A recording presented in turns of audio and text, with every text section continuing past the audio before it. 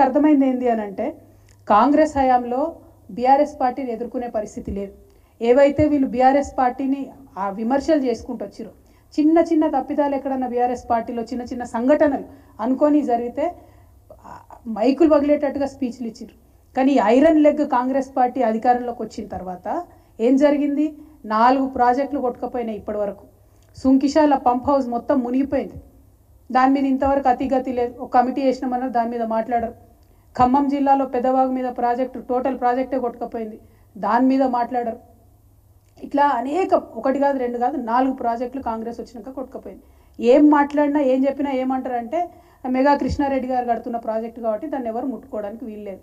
గావడి ఏంటంటే సుంకిశాల ప్రాజెక్ట్ కొట్టుకుపోయిన తర్వాత ఒక ఆర్టీఐ ఎవరో పిల్లాడు వేస్తే ఆయనకు వచ్చిన జవాబు ఏంటిది తెలుసా? ఇది దేశ భద్రతకు సంబంధించిన విషయం కాబట్టి మేము దీనికి మీకు జవాబు ఇవ్వమని చెప్తున్నారు. ఇక మెగా కృష్ణారెడ్డి గారు ముచ్చడి చెప్పమంటే దేశ భద్రత అంటే మరి ముఖ్యమంత్రి గారి ప్రాధాన్యతలు ఏంది, ప్రయారిటీస్ ఏంది, తెలంగాణ ప్రజలు ఇంపార్టెంట్, ఆయనకు కాంట్రాక్టర్లు ఇంపార్టెంట్ అర్థమవుతున్నటువంటి పరిస్థితి. సో ఇవాళ మేము ప్రజలకు చెప్పేది ఒకటే, ఆయన పిఎంని కలిసిన తర్వాత, ప్రధానమంత్రిని కలిసిన తర్వాత ఈ రాష్ట్రానికి ఏమొచ్చింది? అదే ప్రశ్న మేము వేస్తే ఏమంటారంటే ప్రధానమంత్రి మీటింగ్ నుంచి బయటకు వచ్చిన వెంటనే సీఎం గారు చెప్పే మాట ఏంటిది? బీఆర్ఎస్ పని ఖతం అయిపోతుంది, బీఆర్ఎస్ పార్టీ ఫినిష్ అయిపోతుంది, మేము కేసులు పెట్టబోతా ఉన్నాం, ఏందేందో జరిగిపోతున్నాయి, ఎక్కడెక్కడో ఎవరో చనిపోతున్నారు అని వింత వింతగా మాట్లాడడం మొదలుపెట్టారు. అంటే ఇక్కడ అర్థమవుతున్నది ఏంది? చాలా స్పష్టంగా దోస్తి బిట్వీన్ బీజేపీ అండ్ కాంగ్రెస్ ఇవాళ బట్టబయలైంది, ప్రజల ముందు ఎక్స్పోజ్ అయింది. వాళ్ళిద్దరు కలిసిన తర్వాత బయటకు వచ్చి ముఖ్యమంత్రి మాట్లాడే మాటలు ఏంటిది అని అంటే ఇగో బీఆర్ఎస్ని ఖతం చేస్తాం, కేసీఆర్ని ఖతం చేస్తాం, కేటీఆర్ మీద కేసులు పెడతాం, అందరి మీద ఇదే మాటలు మాట్లాడుతున్నారు. లేనిపోని విషయాలు ఎక్కడెక్కడియో తీసుకొచ్చి మాకు అంట పెడతా ఉన్నారు.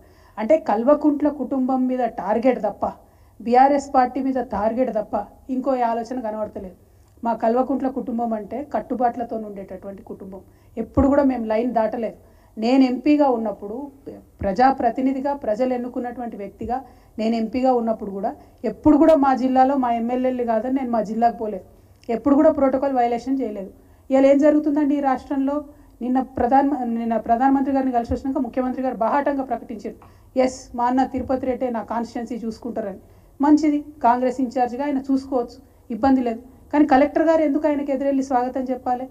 ఎందుకు అఫీషియల్ మీటింగ్లలో కూర్చోవాలి, అఫీషియల్ రివ్యూలలో కూర్చోవాలి? మరి ఇది రాజ్యాంగేతర శక్తుల్ని మీరు ఎంకరేజ్ చేస్తున్నట్టు కాదా? అంటే యనుమల కుటుంబం అయితే ఒక న్యాయం ఉంటుంది, కల్వకుంట్ల కుటుంబాన్ని మాత్రం మీరు అడ్డగోలు గట్టిపడతాట అనొచ్చా? మేము అట్లా కట్టుతప్ప ఎప్పుడైనా వ్యవహారం చేసినామా? అఫీషియల్గా ఎన్నిక కానటువంటి వ్యక్తి మా కుటుంబంలో ఎవరైనా ఎక్కడన్నా ఇన్ఫ్లుయెన్స్ చేసినటువంటి విషయం మీరు చూసిండ్రా? ఇవాళ మీరు చూస్తున్నారు ఏం జరుగుతుందో. ఒకరు కాదు ఇద్దరు కాదు కదా, మొత్తం వాళ్ళ టోటల్ బ్రదర్స్ అందరూ, ఒకరికి బుగ్గకారు వస్తుంది, ఒకరికి కలెక్టర్ వచ్చి ఎదురుగా స్వాగతం చెప్తాడు. ఇక ఆ లిస్ట్ నేను చదవదలుచుకోలే, అంత పర్సనల్గా నేను ఎప్పుడు మాట్లాడలే. కానీ వాళ్ళ మాట్లాడాల్సిన పరిస్థితి. ఎందుకంటే ఇష్టం వచ్చినట్టు ముఖ్యమంత్రి గారు మాట్లాడితే కొన్ని వారి అనుంగు పత్రికలు ఉన్నాయండి. ఇది హెడ్లైన్, ఇది ఏం హెడ్లైన్? ఎవరికైనా వనుకొచ్చే హెడ్లైనా? దీనికి ఏమైనా ప్రూఫ్ ఉందా? దీనికి ఏమైనా మ్యాటర్ ఉందా? ఏంది ఈ హెడ్లైన్? ఏంది అంటే అల్టిమేట్గా ఏం చేయదలుచుకున్నారు మీరు? తెలంగాణ ప్రజలకు రక్షణ కవచంగా ఉన్నటువంటి బీఆర్ఎస్ పార్టీని ఇబ్బంది పెట్టాలి, కేసీఆర్ గారి కుటుంబాన్ని ఇబ్బంది పెట్టాలి. ఇది ఏం హెడ్లైన్ అసలు? ముఖ్యమంత్రి గారు ప్రెస్ మీట్ పెట్టి చెప్పిండ్రా? చిట్ చాట్లో ఏదో ఆయన సాటుమాటుగా మాట్లాడితే ఒక పత్రిక, ప్రధాన పత్రిక హెడ్లైన్స్లో వస్తుందంటే దీని వెనుక ఉన్న కుట్రను దయచేసి తెలంగాణ ప్రజలు అర్థం చేసుకోవాలి. ఈ పత్రిక ఎవరిది? నిన్న ఆయన కలిసినటువంటి మోడీ గారు ఎవరు పార్ట్నర్గా ఉన్నారు? కేంద్రంలో రాష్ట్రంలో ఎవరు అధికారాన్ని పంచుకుంటున్నారు? పక్క రాష్ట్రంలో ఈ పత్రిక సంగతి ఏంది? ఇవన్నీ కూడా దయచేసి తెలంగాణ బిడ్డలు ఆలోచించవలసినటువంటి అవసరం ఉంది. ఎందుకంటే ఇటువంటి కుట్రలు ఇంకా పెద్ద ఎత్తున సాగుతాయి ముందు.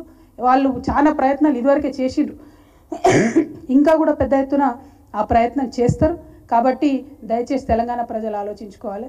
ఏదైతే ముఖ్యమంత్రి గారు కేసీఆర్ గారిని అహంకారం అని ఇంకోటి అన్నారో, మొన్న గుమ్మడి నరసయ్య గారి లాంటి మహోన్నతమైనటువంటి వ్యక్తిత్వం కలిగినటువంటి వ్యక్తికి మీరు అపాయింట్మెంట్ ఇవ్వకుండా గేట్ బయట నిలబెట్టినప్పుడే మీ అహంకారం ఏందో ప్రజలందరికీ తెలిసిపోయింది.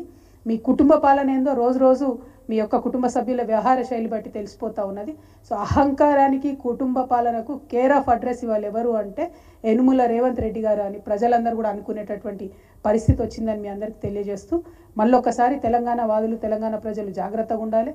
బీజేపీ, కాంగ్రెస్ కలిసి బీఆర్ఎస్ మీద కుట్ర చేసి తెలంగాణ హక్కులను కాపాడేటటువంటి ఏకైక పార్టీ మీద దాడి చేసే ప్రయత్నం చేస్తున్నారనే విషయాన్ని మీకు తెలియజేస్తా ఉన్నాను. Thank you. జై తెలంగాణ.